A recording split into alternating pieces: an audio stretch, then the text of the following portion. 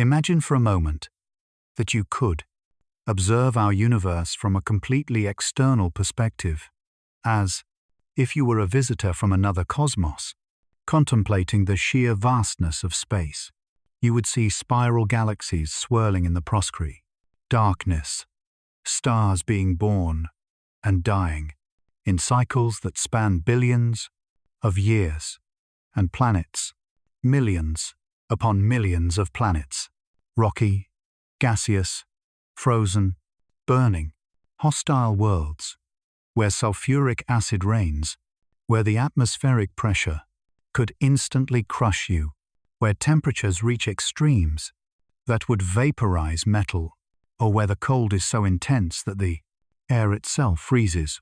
And then, amidst all this apparently chaotic cosmic immensity, you would find something extraordinary, a pale blue dot, as Carl Sagan called it, orbiting a medium-sized yellow star in the suburbs of a fairly common spiral galaxy. But this small rocky world has something that distinguishes it from all the others. It is alive, not just alive in the sense that it harbors life, but alive in the most profound sense imaginable. It breathes through its oceans and forests. Its surface is constantly renewed through geological processes that maintain a delicate balance. It has a magnetic field that protects it, like an invisible shield. Its atmosphere is a perfect mixture of gases that allows not only survival, but the root flourishing of millions of different species. What are the probabilities that this is chance?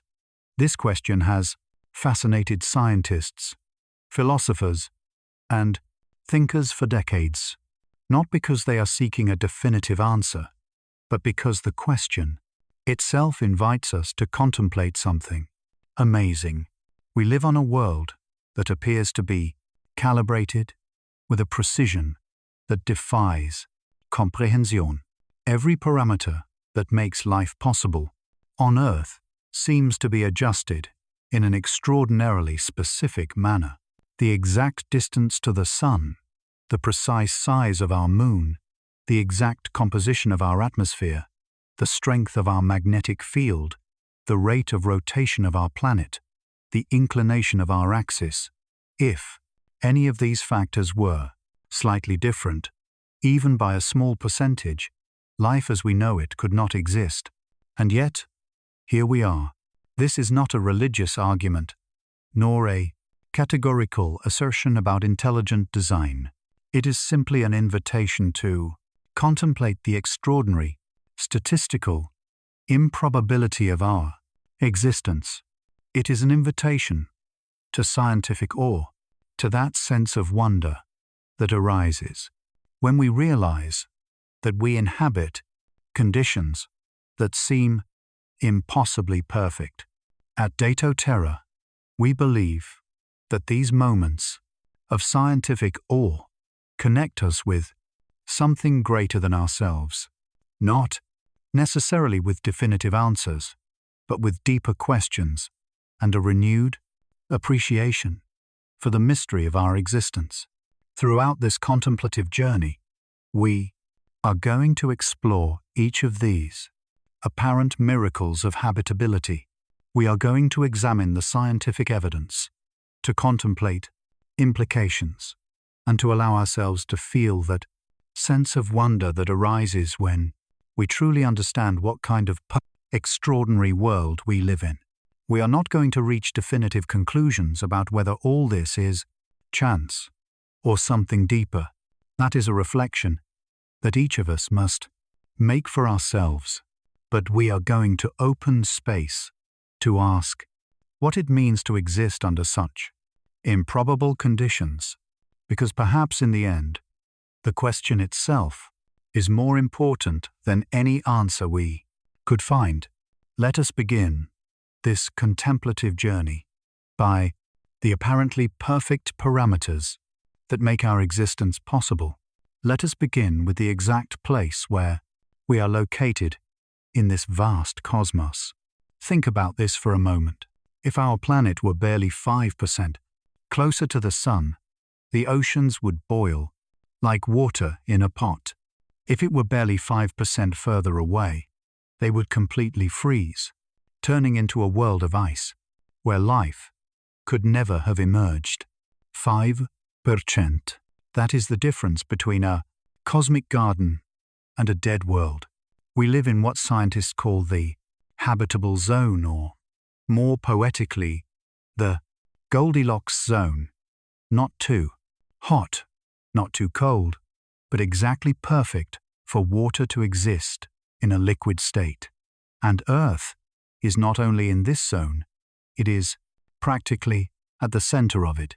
150 million kilometers. That is the distance that separates us from the Sun, and it is one of the most important measurements in the universe. Scientists call it an astronomical unit, but behind this technical designation lies something extraordinary. It is the exact distance necessary for life. How precise is this distance? Well, imagine you could take our solar system and scale it down to the size of a soccer field.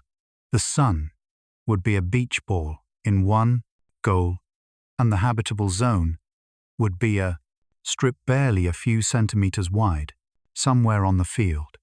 Earth would be located right in the center of that microscopic strip. This is astounding, but the precision of our location goes beyond simple distance. Our orbit is almost perfectly circular, with an eccentricity of barely 0.017. This means that our distance from the Sun varies by less than 2% throughout the entire year. Most planets have much more elliptical orbits, which would cause extreme temperature variations that would make it impossible to maintain stable conditions for life. Think of Mars for a moment. It is barely 50% further from the Sun than we are, and it is a frozen desert where temperatures can drop to minus 90 degrees Celsius. Venus is barely 30% closer, and it is a toxic hell with temperatures of 460 degrees Celsius and an atmosphere that could dissolve lead. And then there is Earth, existing at that cosmic sweet spot where water can flow, where temperatures allow complex chemical reactions, where life can not only survive, but prosper and evolve into increasingly complex forms. But there is something even more extraordinary about our position in the cosmos. Not only are we in the habitable zone of our Sun, but our Sun itself is located in the habitable zone of our galaxy. Yes, galaxies also have habitable zones. If we were too close to the galactic center, the intense radiation from supermassive black holes and densely packed stars would make life impossible. If we were too far out on the external edges, there would not be enough heavy elements, the elements that were forged inside of previous stars and that are essential for forming rocky planets and eventually life. We are located in what astronomers call the galactic habitable zone, approximately 26,000 light-years from the center of the Milky Way. It is the perfect location, far enough from the intense radiation of the galactic center, but close enough to have access to the heavy elements necessary for life. What are the probabilities that this is chance? Consider also the type of star that illuminates our world. Our Sun is what astronomers call a G-type main sequence star, a medium-sized star that burns its nuclear fuel stably for billions of years. It is not too large, which would cause it to burn its fuel too quickly and die in barely millions of years, without giving enough time for complex life to evolve. It is not too small, which would mean that the planets in its habitable zone would be so close that they would become gravitationally locked, always showing the same face to their probably star. It is perfect, stable, long-lived, the exact size to maintain habitable conditions for the time necessary for complex life to emerge and evolve. But perhaps the most astonishing thing of all is how all these factors work together. The perfect distance to the Sun allows us to have moderate temperatures. The almost circular orbit keeps those temperatures stable throughout the year. The galactic location provides us with the necessary elements while protecting us from lethal radiation. The type of star gives us the long-term stability necessary for evolution. It is as if every parameter had been carefully adjusted to create the exact conditions that allow not only the existence, but the flourishing of life. And yet, here we are, existing in this extraordinarily specific spot in the cosmos, contemplating our own improbability. When you look up at a starry night, you are seeing thousands of suns, many of which probably have planets orbiting them, but the vast majority of those worlds are frozen deserts, toxic hells, or gas giants, where life as we know it could not exist. We won the cosmic lottery, and we do not even realize it most of the time. But now that you know, that you understand the extraordinary precision of our location in the cosmos, how does that change your perspective on existence, on everyday life, on the simple fact of being here, breathing air, feeling the sunlight on your skin? Let us take this contemplation one step further, because our perfect location in the cosmos is only the beginning of a series of even more extraordinary coincidences. Our next stop on this journey of scientific awe is our closest cosmic companion, the Moon, a satellite that, as we will see, is so unique and so perfectly calibrated to sustain life on Earth that its mere existence raises even deeper questions about the nature of our cosmic home. But that is a story that deserves its own moment of contemplation. Every night, when you look up at the sky, you are contemplating one of the most extraordinary and unique objects in the solar system. It is not just a rock that orbits our planet, it is our cosmic partner in the dance of life, a companion whose very existence defies any simple explanation. The Moon. But the Moon is not what you think it is. Throughout the entire solar system, nothing comparable to the Earth-Moon relationship exists. It is a cosmic anomaly, so extraordinary that scientists have struggled for decades to explain how it came into existence. And once you understand the magnitude of what it does for us, you realize that without it, you would be contemplating a completely different world, a world where complex life probably never would have had the opportunity to evolve. Let us start with something that seems simple, but is actually profoundly strange. The size of our Moon. The Moon is approximately 1/4 the diameter of the Earth. This makes it the largest satellite relative to its parent planet in the entire solar system. To put this into perspective, imagine that the Earth were a basketball. The Moon would be a tennis ball orbiting it. Now think of Jupiter, the largest planet in the solar system, with its more than 70 moons. Its largest moon, Ganymede, is barely 1/20th the size of Jupiter. This extraordinary ratio between the colossal well, Earth and the Moon is not just an astronomical curiosity, it is fundamental to our existence. Why? Because this unusually large moon acts as a cosmic stabilizer that maintains Earth's axial tilt within a narrow and stable range. Without the Moon, the axis of rotation of our planet would oscillate chaotically between 0 and 85 degrees over millions of years. Imagine what this would mean. Imagine a world where for hundreds of thousands of years, the poles pointed directly at the sun, subjecting half of the planet to a perpetual scorching summer, while the other half was plunged into an eternal winter night. Then, gradually, the axis would shift, bringing these extreme conditions to different parts of the planet in unpredictable cycles. Under such conditions, complex life would never have had the necessary climatic stability to evolve. The changes would be too drastic, too frequent, too extreme. But we have our moon, and it keeps our axis inclined at a stable angle of approximately 23.5 degrees. This constant inclination is what gives us our predictable seasons, our stable climates, the regular conditions that have allowed life to not only survive, but to evolve into increasingly complex forms over billions of years. But axial stabilization is just one of the ways the moon makes life possible on Earth. There are also the tides. Twice a day, Earth's oceans rise and fall in a cosmic dance, orchestrated by the gravitational pull of the moon.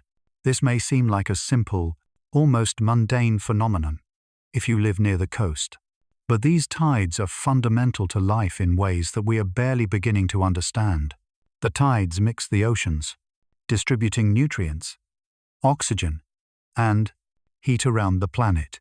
Without this constant mixing, the oceans would stratify, creating dead zones where life could not thrive. The tides may also have been fundamental in the first steps of evolution, creating tide pools, where the first complex organic molecules were able to concentrate and begin the chemical processes that eventually led to life. Some scientists even suggest that the tides may have provided the energetic impulse necessary for life to leave the oceans and colonize the dry land. The regular fluctuations between wet and dry conditions in the intertidal zones may have created the exact evolutionary pressures necessary for organisms to develop the ability to survive outside of water. But there is something even more extraordinary about our moon, something that makes it truly unique in the solar system. Its history. The most accepted theory about the moon's origin is that it formed approximately 4.5 billion years ago when a Mars-sized object called Theia collided with the early Earth.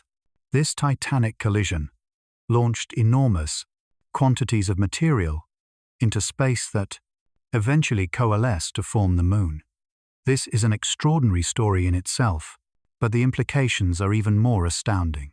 The collision not only created the moon, but may also have been responsible for several other crucial aspects of terrestrial habitability. The collision tilted Earth's axis, giving to us our seasons. It increased the placed planet's rotation speed, shortening the duration of the day, which may have been crucial for the development of complex life. It may also have contributed to the formation of Earth's metallic core that generates our protective magnetic field. In other words, the same cataclysmic event that created our lunar stabilizer may also have established several other fundamental parameters for habitability. What are the probabilities that a single collision could calibrate so many different aspects of our planet so precisely? And then there is the moon's distance. Currently, the moon is approximately 384,000 kilometers from the Earth. This specific distance means that the moon appears almost exactly the same size as the sun when we view it from Earth, even though the sun is 400 times larger, but also 400 times more distant. This apparent coincidence gives us perfect total solar eclipses, phenomena of extraordinary beauty that have inspired humanity for millennia. But beyond their beauty, these eclipses have been fundamental to our scientific understanding of the universe. It was during a total solar eclipse in 1919 that Einstein was able to prove his theory of general relativity. But here is the truly extraordinary thing. This coincidence of apparent sizes has not always existed, nor will it exist forever. The Moon is slowly moving away from Earth at a rate of approximately 3.8 centimeters per year. In the past, it was closer and appeared larger. In the future, it will be further away and will appear smaller. We live in the exact time window in all of Earth's 4.5 billion year history when the Moon and the Sun appear the same size from our planet. Is this chance? Or is there something deeper in the fact that intelligent life emerged precisely during this unique temporal window? But perhaps the most astonishing thing of all is what the absence of the Moon would mean for our planet. Without the Moon, days on Earth would last barely 6 to 8 hours. Constant hurricane-force winds would sweep the surface. The climate would be chaotic and unpredictable. There would be no ocean tides to mix nutrients. The planet's axis would wobble wildly, creating extreme climatic variations. Under such conditions, complex life would never have had the opportunity to evolve. Earth would be a world dominated by simple life forms, microorganisms capable of surviving in extreme and changing conditions, but never the complex ecosystems, the biological diversity, or eventually, the intelligent life that characterize our planet. Essentially, without the Moon, you would not be here contemplating these words. And yet, here is our impossible cosmic companion, faithfully orbiting our planet for billions of years, maintaining the exact conditions necessary for life to not only exist, but to flourish. When you look at the Moon tonight, take a moment to truly contemplate what you are seeing. It is not just a shining rock in the sky. It is our partner in the dance of existence, an object whose mere presence makes possible everything we know and love about life on Earth. It is our cosmic stabilizer, our tidemaker, our climate regulator. It is the reason we have predictable seasons, 24-hour days, dynamic oceans, and a climate stable enough to allow 4 billion years of continuous evolution. And the question persists. In a universe where most planets are solitary worlds orbiting their stars, without significant companions, how did we end up with exactly the satellite we needed, the size we needed, at the distance we needed, at the exact time we needed it? It is a question that leads us even deeper into the mystery of our apparently calibrated existence. And our next stop on this contemplative journey is equally extraordinary. The invisible shield that protects our world from cosmic forces that would have otherwise sterilized life on Earth billions of years ago. At this very moment, as you listen to these words, you are being bombarded by charged particles traveling at speeds of more than 1 million kilometers per hour. Cosmic radiation that could damage your DNA, destroy cells, and make life, as we know it, impossible. But you do not feel it. You do not see it. You have no idea that it is happening. Why? Because there is something protecting you, something invisible, something you cannot touch or see, but that is there, completely surrounding our planet, like a cosmic shield that has been functioning constantly for billions of years. The Earth's magnetic field, and without it, this planet would be as sterile as Mars. To truly understand the extraordinary nature of our magnetic protection, we first need to understand what protects us from our Sun, that apparently benign star that provides us with light and heat, is actually a gigantic nuclear bomb in constant explosion, and, in addition to light and heat, it is constantly ejecting charged particles into space in what scientists call the solar wind. This solar wind travels toward us at speeds between 300 and 800 kilometers per second, loaded with high-energy protons and electrons.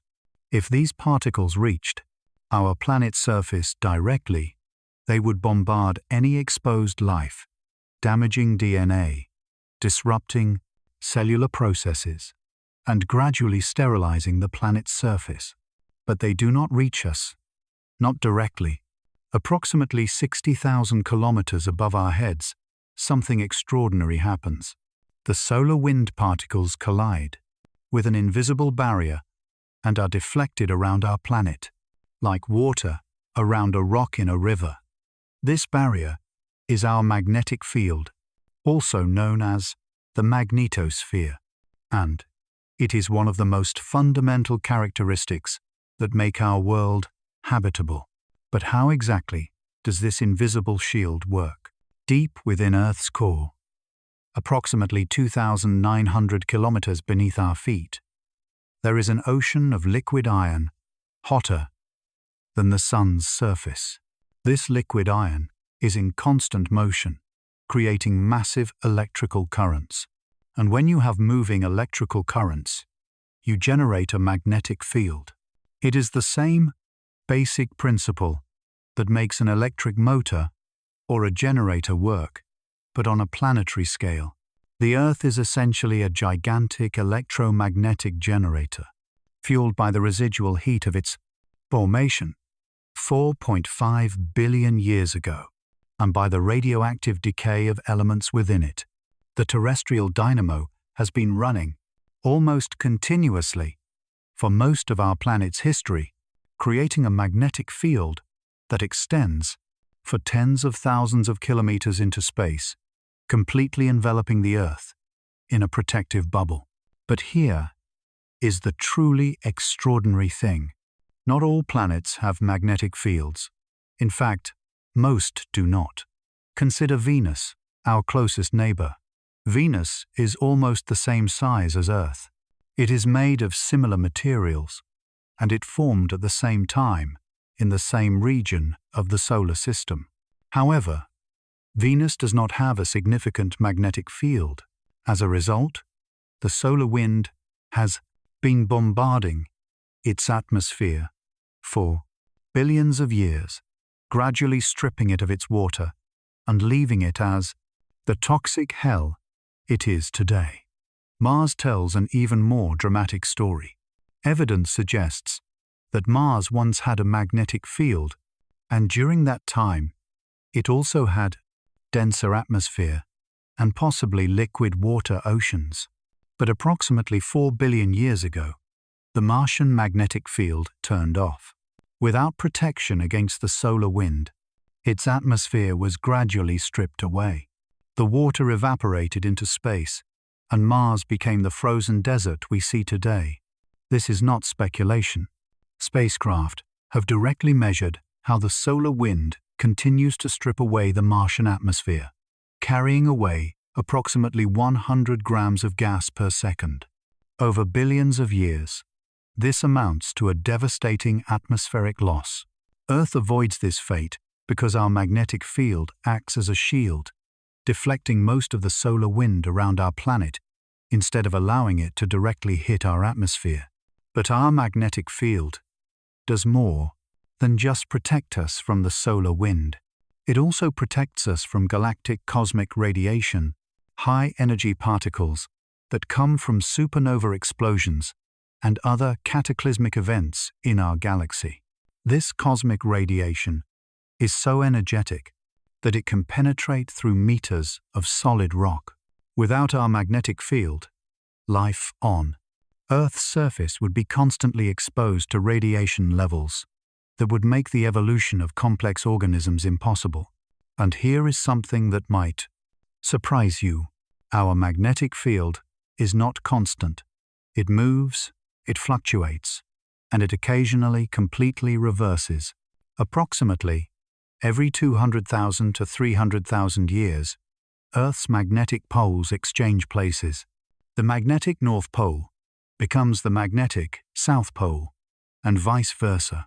During these reversals, which can last thousands of years, the magnetic field weakens significantly, leaving our planet more vulnerable to cosmic radiation. Some scientists have speculated that these magnetic reversals may have played a role in past mass extinction events, although the evidence is not yet conclusive. What we do know is that we are possibly close to another magnetic reversal. The magnetic North Pole has been moving more rapidly in recent decades, and the total magnetic field strength has been gradually decreasing. But why do we have a magnetic field when Venus does not? Why did Mars's turn off, but ours has persisted for billions of years? The answer may lie in our moon. Do you remember the giant collision that created the moon? That same collision may have been fundamental in establishing the exact conditions in Earth's core necessary to maintain a long-term magnetic field. The impact may have mixed the core in a way that has kept our planetary dynamo active for much longer than would otherwise be possible. In other words, the same event that gave us our lunar stabilizer may also have been responsible for our protective magnetic shield. Once again, we find ourselves contemplating an extraordinary coincidence. Not only do we have exactly the kind of magnetic field we need to protect life, but its origin may be linked to the same cataclysmic event that gave us the moon we need for climatic stability. But there is something else about our magnetic field that is truly remarkable. Its strength is exactly right. If it were too weak, it would not protect us effectively from the solar wind and cosmic radiation. If it were too strong, it could interfere with the atmospheric chemical processes that are essential for life or create other undesirable effects. Our magnetic field has approximately the strength of a refrigerator magnet, which may seem weak, but it is exactly the intensity necessary to provide effective protection without interfering with the delicate processes that keep our planet habitable. And consider this: our magnetic field not only protects us, but also creates some of the most beautiful manifestations of nature. The auroras, those dancing curtains of green and blue light that appear near the poles, are the direct result of solar wind particles that manage to penetrate our magnetic shield, interacting with our atmosphere. It is as if our planet had found a way to turn even its protective function into something of extraordinary beauty. When you contemplate the extraordinary nature of our invisible magnetic shield, you realize that we are living inside a protective bubble that has been functioning constantly and reliably for billions of years. A bubble that allows us to exist in a cosmos that would otherwise be hostile to life. Without this shield, radiation would have sterilized our planet's surface a long time ago. The oceans would have evaporated into space. The atmosphere would have been stripped away, leaving a dead world like Venus or Mars. Instead, here we are, protected by invisible forces that arose from the most fundamental processes of our planet, contemplating our own existence in a cosmos that seems to be calibrated in ways that we are barely beginning to understand. Is it chance that we have exactly the type of magnetic protection we need? Is it a coincidence that this shield has persisted for the exact time necessary for complex life to evolve? Is it accidental that its origin may be linked to the same event that gave us the moon, which we also need for habitability? These are questions that invite us to contemplate not only the nature of our world, but the nature of our existence within it. And as we reflect on these mysteries, we can turn our attention to another invisible shield that protects life on Earth, the delicate mix of gases that we breathe every moment of our lives. An atmosphere that is so precisely balanced that even small changes could make life as we know it impossible. Breathe deeply. At this moment, you have just inhaled approximately 500 milliliters of a gas mixture that has been calibrated with extraordinary precision for billions of years. A mixture so specific, so delicately balanced, that if any of its main components varied by barely a few percentages, life on Earth, as we know it, could not exist. 21% oxygen, 78% nitrogen, less than 1% argon, and barely 0.04% carbon dioxide.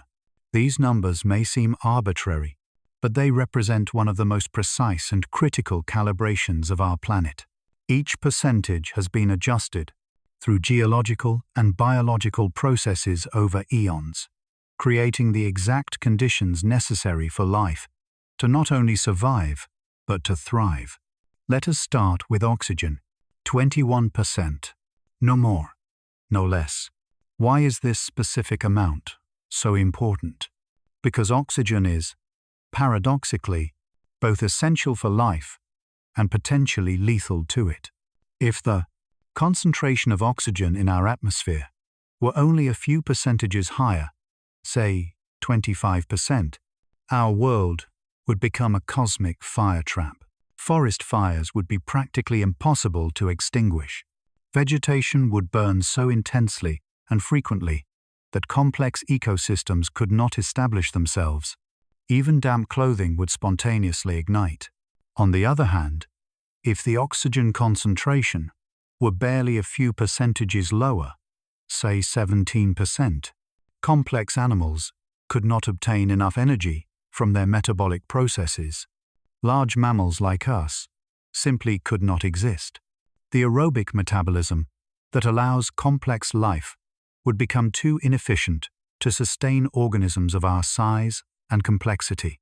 But we have exactly 21%, the perfect amount to allow complex energetic metabolisms without turning our planet into a fireball. How did we reach this precise concentration? The answer is an extraordinary story of planetary self-regulation that involves life itself.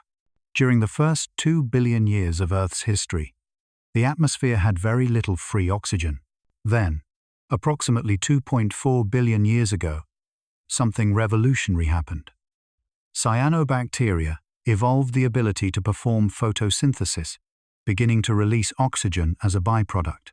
Initially, this oxygen was absorbed by iron and other minerals in the oceans, but eventually it began to accumulate in the atmosphere. For many primitive life forms, this oxygen was toxic, causing what scientists call the Great Oxidation Event, or the oxygen catastrophe. It was literally a mass extinction caused by biological contamination, but life adapted, and over the next 2 billion years, through incredibly complex processes involving plants, animals, oceans, and geological processes, the oxygen concentration stabilized at this perfect level of 21%. It is as if life and the planet had collaborated over eons to find exactly the right balance. But oxygen is only part of the story. Nitrogen, which makes up 78% of our atmosphere, is equally crucial. Nitrogen acts as a diluent gas, reducing the oxygen concentration to safe levels, while providing the necessary atmospheric pressure to keep water in a liquid state on the planet's surface. Without enough nitrogen, water would boil at temperatures too low to sustain life. But nitrogen does more than just dilute the oxygen.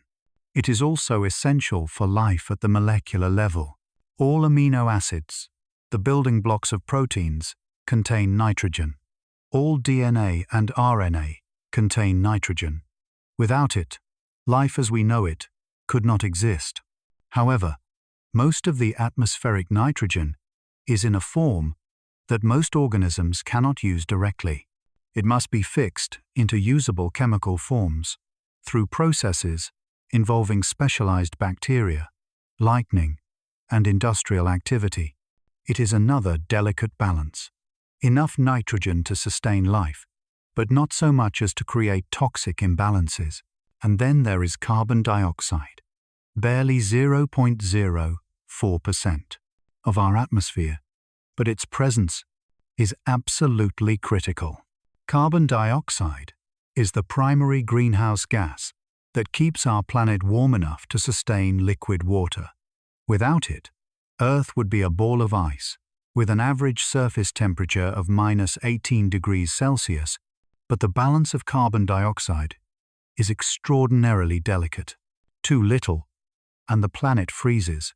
Too much, and it becomes a hell like Venus, where surface temperatures reach 460 degrees Celsius due to a runaway greenhouse effect.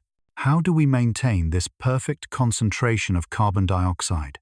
Through what may be the planet's most sophisticated self-regulating system, the carbon cycle. The oceans absorb carbon dioxide when atmospheric concentrations are high and release it when they are low. Plants absorb carbon dioxide during photosynthesis and release oxygen. Geological processes, such as rock weathering, also regulate carbon dioxide levels in the long term. It is an incredibly complex feedback system that has maintained carbon dioxide concentrations within habitable ranges for billions of years, despite massive changes in volcanic activity, biological activity, and other factors that could have destabilized the climate. But our atmosphere does more than just provide the correct gases in the correct concentrations. It also protects us from the sun's harmful radiation. The ozone layer, located in the stratosphere between 15 and 30 kilometers above our heads, absorbs most of the sun's ultraviolet radiation. Without this protection, UV radiation would sterilize the planet's surface, making complex terrestrial life impossible. The formation of the ozone layer was only possible after atmospheric oxygen concentrations reached sufficient levels. Ozone is simply oxygen with 3 atoms instead of 2, and it forms when UV radiation splits normal oxygen molecules, allowing them to recombine into this protective configuration. It is another extraordinary example of how different aspects of our atmospheric system work together. The oxygen we breathe also forms the shield that protects us from lethal radiation. Consider also the atmospheric pressure. At sea level, the atmospheric pressure is approximately 1 atmosphere, or 14.7 pounds per square inch. This specific pressure is crucial for keeping water in a liquid state on the planet's surface. If the pressure were significantly lower, water would boil at temperatures too low to sustain life. If it were significantly higher, it could create other problems for complex organisms. Once again, we find ourselves with exactly the value we need. But perhaps the most extraordinary thing about our atmosphere is its long-term stability. For billions of years, despite cataclysmic events like asteroid impacts, massive volcanic eruptions, and changes in solar activity, our atmosphere has maintained habitable conditions. This stability is not passive. It is the result of active feedback systems that constantly adjust and rebalance the atmospheric composition in response to disturbances. For example, when volcanoes release large amounts of carbon dioxide, temperatures rise, which accelerates rock weathering that absorbs carbon dioxide from the atmosphere, eventually cooling the planet again. When oxygen concentrations increase too much, fires increase, consuming oxygen and restoring the balance. It is as if our planet had a built-in thermostat, air quality control systems, and self-repair mechanisms, all working together to maintain habitable conditions. How did Earth develop such sophisticated systems? How did we end up with exactly the mix of gases we need, in the concentrations we need, with the regulation systems we need? Once again, we find ourselves contemplating an extraordinary calibration. Not only do we have the correct atmosphere for life, but we have the correct systems to keep that atmosphere stable over geological timescales. Every breath you take is possible, thanks to billions of years of fine atmospheric tuning. Every oxygen molecule was released by some photosynthetic organism. Every nitrogen molecule has circulated through ecosystems for eons. Every gas concentration has been balanced by planetary processes of astonishing complexity. Breathe again, more deeply. This time, you can feel the extraordinary improbability of what you just inhaled, the precision of every percentage, the sophistication of the systems that have maintained this perfect mix for so long, that life had the opportunity to evolve from simple cells to complex organisms capable of contemplating their own existence. It is another mystery in our series of apparently perfect calibrations, and it leads us to contemplate the next extraordinary system that makes life possible on our planet, the planetary thermostat that keeps Earth's temperatures within habitable ranges, despite constant variations in the energy we receive from the sun. Imagine you were given the task of designing a temperature control system for a planet, a system that must maintain habitable conditions for billions of years, despite the fact that the star that illuminates it is constantly changing its energy. A system that must self-regulate, self-adjust, and self-repair without external intervention. It would seem like an impossible task, and yet, the Earth has exactly that system. For the last 4 billion years, while our Sun has increased its luminosity by approximately 30%, temperatures on Earth's surface have remained within an extraordinarily narrow range. Not too hot, not too cold, but exactly in the range that allows water to exist as liquid, gas, and solid, creating the dynamic cycles that sustain life. This is our planetary thermostat, and it is possibly the most sophisticated, self-regulating system in the known universe. To truly understand the extraordinary nature of this system, we need to appreciate the problem it solves. Our Sun, like all main sequence stars, is gradually becoming brighter as it ages. 4 billion years ago, when life began to develop on Earth, the Sun was approximately 70% as bright as it is today. With the same atmosphere we have now, the early Earth would have been a solid ball of ice, with average surface temperatures of -25 degrees Celsius. However, we know from geological evidence that there were liquid oceans and flourishing life, even in those early times. How is this possible? The answer lies in what scientists call the faint young sun paradox, and its resolution leads us directly to the heart of our planetary thermostat. In the early days of Earth, when the Sun was weaker, our atmosphere contained much higher concentrations of greenhouse gases, mainly carbon dioxide and methane. These gases acted as a thermal blanket, trapping enough heat to keep the planet warm despite the lower solar energy. But here is the extraordinary thing. As the Sun became brighter over billions of years, the concentrations of these greenhouse gases decreased correspondingly, keeping planetary temperatures within habitable ranges. It was not chance. It was the result of incredibly complex feedback processes that connect the atmosphere, the oceans, life, and geology in an integrated climate control system. Let us consider how this thermostat works. When global temperatures rise, several cooling mechanisms are automatically activated. Higher temperatures increase ocean evaporation, creating more clouds. These clouds reflect more sunlight back into space, cooling the planet. Higher temperatures also accelerate the chemical weathering of rocks, a process that absorbs carbon dioxide from the atmosphere, reducing the greenhouse effect. On the other hand, when global temperatures decrease, warming mechanisms are activated. Less evaporation means fewer clouds and more sunlight reaching the surface.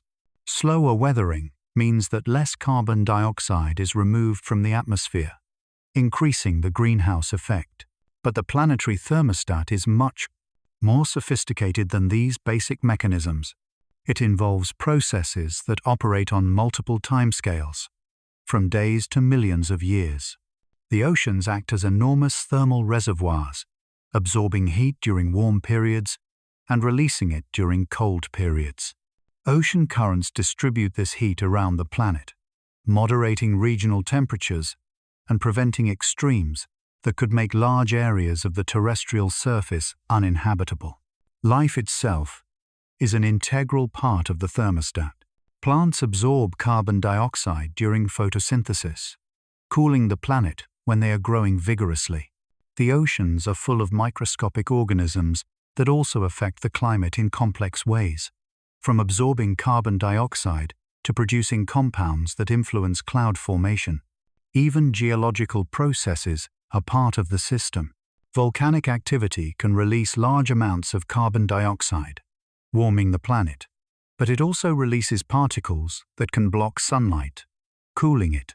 The movements of tectonic plates expose new rocks to weathering, affecting atmospheric chemistry over millions of years. What is truly extraordinary is how all these different processes, operating on completely different timescales, somehow coordinate to maintain climatic stability. Consider the carbon cycle, the central component of our planetary thermostat.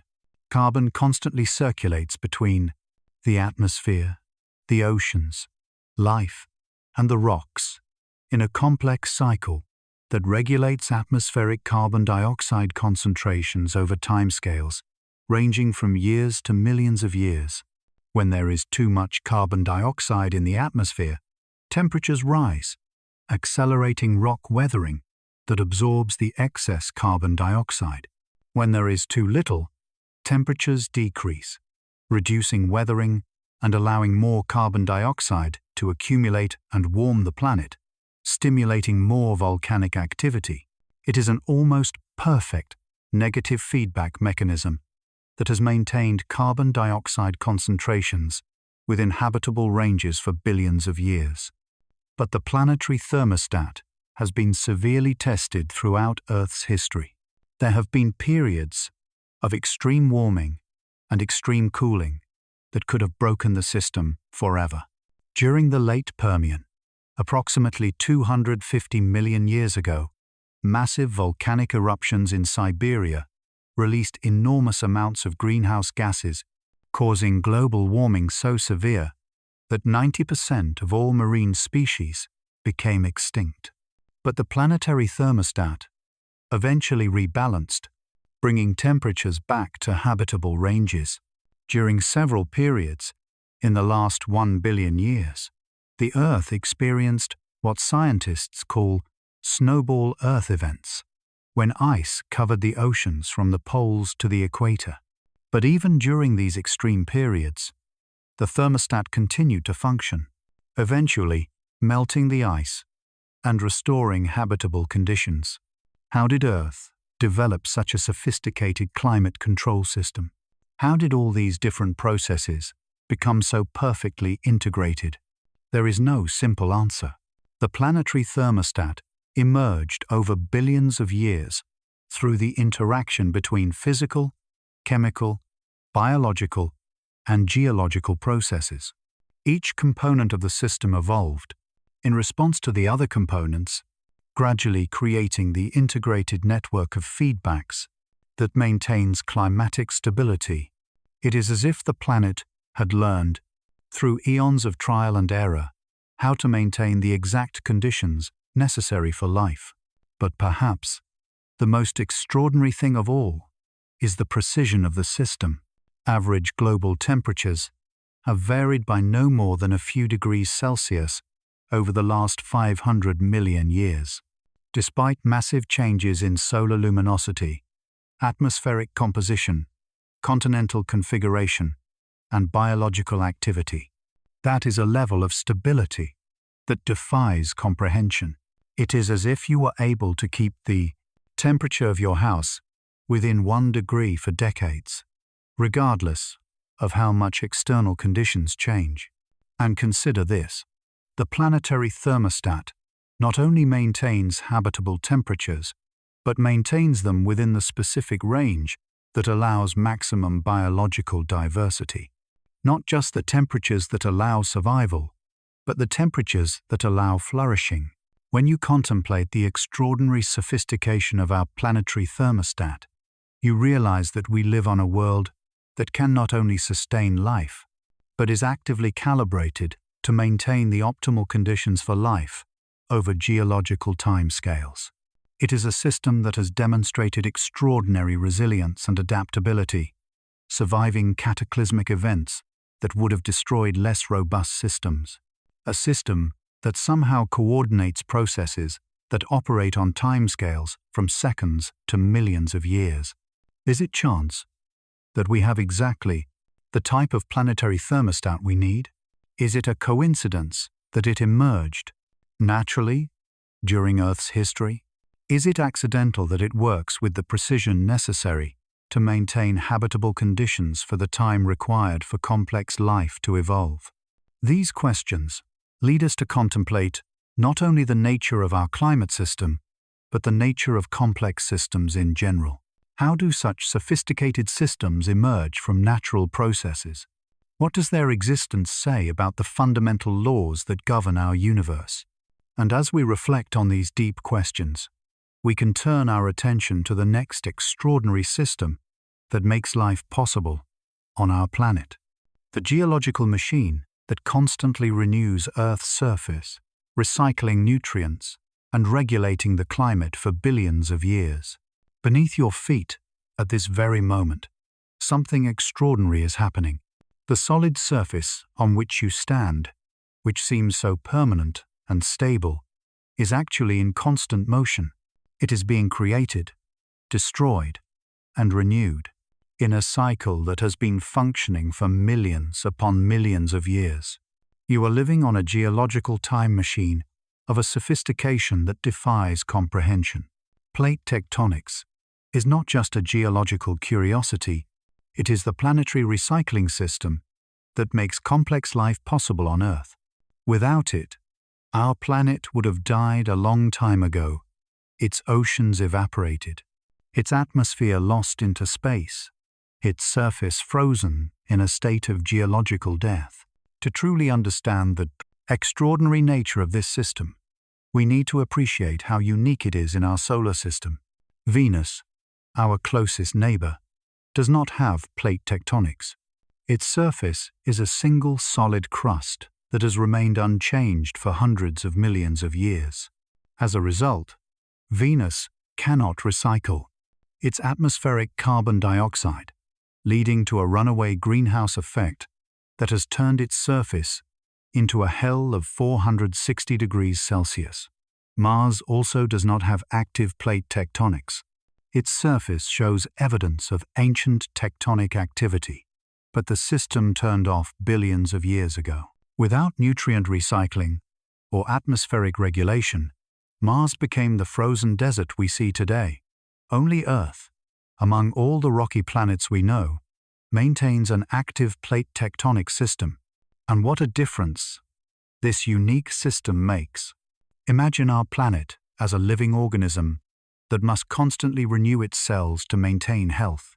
Plate tectonics is Earth's cellular renewal mechanism, constantly replacing the planetary surface with fresh material from the interior. At oceanic ridges, magma from the Earth's mantle rises and solidifies, creating new oceanic crust. This new crust slowly spreads, pushing the existing plates. Eventually, when these plates meet other plates, one sinks beneath the other in subduction zones, carrying surface material back into the planet's interior to be recycled. It is a cosmic conveyor belt that operates at a speed of approximately 2 to 10 centimeters per year, the same speed at which your fingernails grow. It may seem slow, but over millions of years, this apparently insignificant movement has recycled the entire surface of our planet many times. Why is this so important for life? First, plate tectonics regulates our planet's global temperature through the long-term carbon cycle. When surface rocks are exposed to the atmosphere through tectonic processes like mountain building, they react chemically with atmospheric carbon dioxide in a process called chemical weathering. This reaction absorbs carbon dioxide from the atmosphere, cooling the planet. The products of this weathering eventually reach the oceans, where they can form carbonate rocks. When these rocks are subducted back into the Earth's mantle, the carbon dioxide is released through volcanoes, warming the planet. It is a geological thermostat that operates over millions of years, maintaining planetary temperatures within habitable ranges, despite changes in solar luminosity and other factors. But plate tectonics does more than regulate temperature. It also recycles essential nutrients for life. Elements like phosphorus, nitrogen, sulfur, and trace metals that are fundamental for biological processes must be constantly recycled between the surface and the planet's interior. Without tectonic activity, these nutrients would gradually be depleted from the surface, making it impossible to sustain complex ecosystems for long periods of time. Volcanic activity associated with plate tectonics constantly brings fresh nutrients from the Earth's interior to the surface, renewing the supply of essential elements for life. Consider also the role of plate tectonics in creating geological and climatic diversity. Tectonic movements create mountains, valleys, ocean basins, and an extraordinary variety of landscapes. This topographical diversity, in turn, creates a variety of local climates, from deserts to tropical rainforests, from Arctic tundras to temperate savannas. This environmental diversity has been fundamental for evolution. It has provided ecological niches that have allowed life to evolve into increasingly specialized and complex forms. Without the geological diversity created by plate tectonics, our planet's biodiversity would be a fraction of what it is today. But perhaps the most extraordinary thing about plate tectonics is how the system self-regulates. When tectonic activity is very intense, excess volcanism releases large amounts of carbon dioxide, warming the planet, but higher temperatures accelerate weathering, which absorbs the excess carbon dioxide, cooling the planet and reducing volcanic activity. When tectonic activity is too low, less carbon dioxide is released, cooling the planet, but lower temperatures reduce weathering, allowing carbon dioxide to accumulate and warm the planet, stimulating more volcanic activity. It is a negative feedback system that has maintained tectonic activity within optimal ranges for billions of years. But what drives this extraordinary system? What keeps the plates moving for eons? The answer lies in our planet's internal heat. Earth maintains a hot interior through two main sources: residual heat from its formation 4.5 billion years ago, and heat generated by the radioactive decay of elements like uranium, thorium, and potassium. This heat creates convection currents in the Earth's mantle, slow but massive movements of hot rock that drive the movement of the plates on the surface. It is like a gigantic thermal engine that has been running continuously for billions of years, powered by nuclear processes within the planet. But here is the extraordinary thing. Earth seems to have exactly the right amount of internal heat to keep plate tectonics active for the time necessary for complex life to evolve. If our planet were significantly smaller, it would have cooled too quickly, and plate tectonics would have stopped a long time ago, as on Mars. If it were significantly larger, there could be too much volcanic activity, creating conditions too hostile for complex life. It also seems to have the correct chemical composition in its mantle to maintain the appropriate viscosity for convection. Too rigid, and the plates would not move. Too fluid, and the system would be chaotic and unpredictable. And, consider the timing. Plate tectonics began to operate on Earth relatively early in its history, providing the stable conditions necessary for life to evolve over billions of years. If they had started too late, life would not have had enough time to develop complexity. If they had started too early, conditions might have been too violent for life to establish itself. Once again, we find ourselves with an apparently perfect calibration. Plate tectonics may also have been fundamental in maintaining our oceans. Without tectonic recycling, water might have been gradually lost to space or permanently trapped in mantle minerals. The plate system maintains a dynamic balance that has preserved our oceans for billions of years. Even our protective magnetic field may depend on plate tectonics. The movement of the plates may help to maintain convection in Earth's liquid outer core that generates our magnetic field. Without plate tectonics, our magnetic field could have weakened or disappeared, as seems to have happened on Mars. When you contemplate the extraordinary sophistication of the plate tectonic system, you realize that you are living on a planetary machine of astonishing complexity. A machine that recycles nutrients, regulates temperature, maintains the oceans, drives evolution, and preserves habitable conditions over geological timescales. It is a machine that has been functioning reliably for billions of years, self-regulating, self-repairing, and adapting to internal and external changes to maintain the exact conditions necessary for complex life.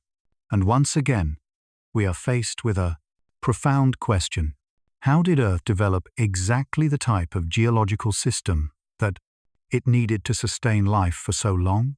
Is it chance that we have exactly the correct size, composition, and internal heat to keep plate tectonics active? Is it a coincidence that this system began to operate at the exact moment that was necessary?